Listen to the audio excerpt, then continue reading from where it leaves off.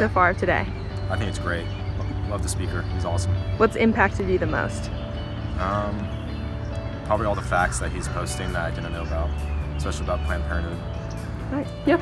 I'm here with Akia from. Crystal Ray. And what do you think of the day so far? What's going on? Really informative. A lot of good information that was told about parenthood and like how they are wrong and how you shouldn't abort children and all of that. That's what's up. That's what's up. What was your favorite part? When he started singing. Everything else was good, but like, he got a pretty voice, so yeah. You got a pretty voice. Yeah. Never heard that one before. I know. That's it. What's impacted you the most today? Hearing them say that like the baby's just a cell still, and how they've gotten rid of like abortion. Yeah. It's pretty good. What's My your name is name? Sergio Ruiz. I'm the president of the Jesuit Pro-Life Club. Okay. Today was for me, I think, my 5th time going to the pro-life rally here at Mary Helping Christians. And what I really enjoyed about today was actually Ryan Bumberger's speech, because I had never heard him speak before, and I had heard that he had an amazing story, an amazing experience, and really just a lot of experience to testify and to promote the pro-life story, the pro-life belief. And yeah, his speech is phenomenal, and I wish he would come to Jesuit now to give us a conversation. Absolutely. So yeah, I really like this speech, and I always really liked Mass. It was great to have a really interactive homily, and it was nice to see everyone getting involved with the homily. So yeah, really great day today. I really enjoyed it. Awesome. All right. Thank you so much, sir. With Jacob from. St. Stephen's. What's your favorite part about today? Probably the keynote speaker in the beginning. Yep. Okay. You enjoying this? Yeah, it's pretty fun. Learning some facts about abortion and why it's wrong, why we should be pro-life. What's the most impactful part? The most impactful part is basically how many babies died, how many babies in adoption, because that's a pretty large ratio in favor of abortion. It's how many babies are aborted versus being adopted. Hello. I'm with from. CCC. What does that mean? Pharaoh Essential Catholic. Okay.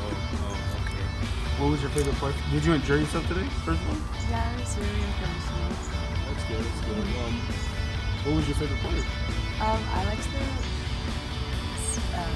presentation Mr. Bobber gave, because he gave a lot of information that I took that before, just kind of informative.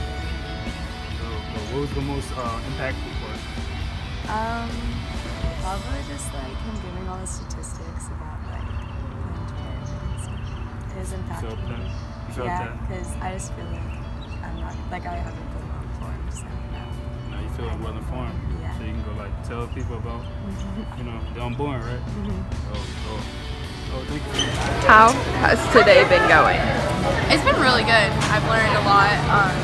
I've been to like pro-life rallies before, but like never one that's like actually talked about adoption, which I think is weird that I've never heard like adoption associated with like abortion and stuff. But it's been really cool. I've learned. What's the biggest impact you've had today? Biggest impact is probably going out of our comfort zone to talk to those in need with unplanned pregnancies, because I know that's hard, like for us, like getting turned away, or like, so just getting out there and letting them know. It's really good. Today been going? Very good, very informative. A lot of information that I don't even knew about it. So it's been pretty good. And what's the biggest impact you've had today? Actually, the biggest impact for me, it was the fact that I didn't know that birth control were not good for you. I didn't know that, and it was an eye-opener for me. So my favorite part was the big family talk with Melissa and Nikki. It was so amazing because Nikki brought her 6 kids, and she was kind of showing exactly what we don't typically see, which is that big families, it's not as hard as it seems, and everyone pitches in and all the kids take care of each other. And it's so important just to allow God's will to happen and to let as many kids as He allows. And they also spoke about other vocations and how, you know, some people aren't called to have big families and some people aren't called to be single, but whatever your vocation, just allow God to open up your heart and really listen to him. Absolutely. Okay, anything else you want to say about today that touched you in a special way? I love Ryan Baumberger's talk at the beginning. I love the part where he talks about being a factivist, and I love how they break down all of the, you know, all the loud media we hear, like 3% of Planned Parenthood goes to abortions when it's really much more than that. So I love seeing those realistic statistics. My name is Ryan Baumberger. Baumberger. The Baumberger. And where are you from? Originally from Lancaster, Pennsylvania, but my wife, my 4 kiddos, and I live in northern VA, just outside of DC. And what are you here for today? For life. That's why I'm here. I'm here to just get across that life is purpose and to educate people and equip them and make them feel confident when they talk about the issue of abortion. They know what they're talking about. They're able to fight for life. We have so many pro-lifers who I think feel like they're not ready to engage in these crucial conversations. So my heart is really to say, hey, here's the stuff, go with it. Definitely. And what organization are you with? My wife and I co-founded the Radiance Foundation 10 years ago. This is our 10th anniversary this year. Congratulations. And we love it. She's a teacher by profession. I used to work as a creative director in ad agencies, and we were just passionate about illuminating the truth about culture-shifting issues. How do you think the rally went today, day one? I think it went great. I mean, there were so many positive responses from the teenagers, and positive responses from parents and teachers or chaperones. I'm not sure exactly who they were, but they were so moved, and I love it. Whether they were teenage boys or teenage girls, and they were saying the same thing, or whether it was, you know, teenagers or older people, which is a friend of mine, by the way. But the reality is, people feel like, wow,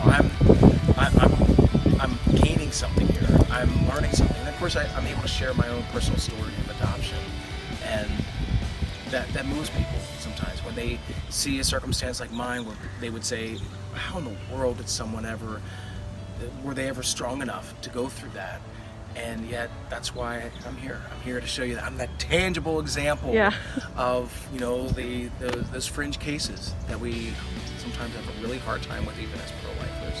Love that response. And what was the most impactful thing that today, you know, I'm trying to think of how I'm phrasing this.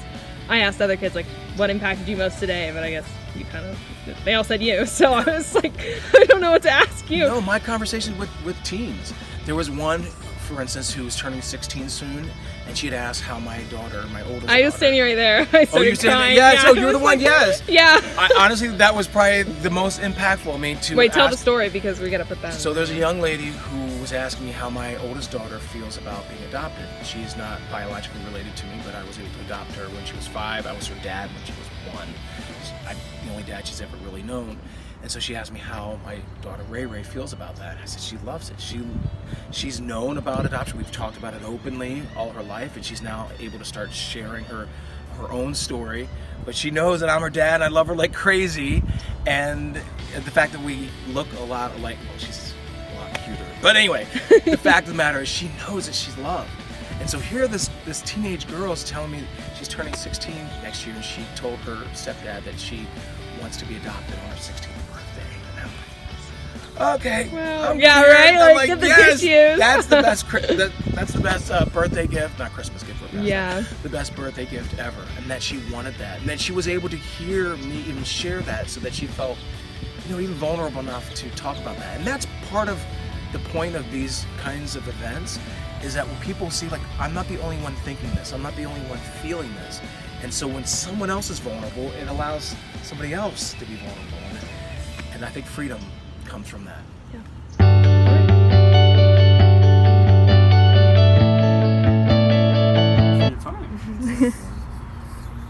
What was her name? Katie. There you go, Katie. Do you have any questions for her? Thank you so much for your time. Give it up for girl. Where's your phone? You see how me doing it? Let's go. Dude. He's actually good too. Look at him. He's so nimble on his feet.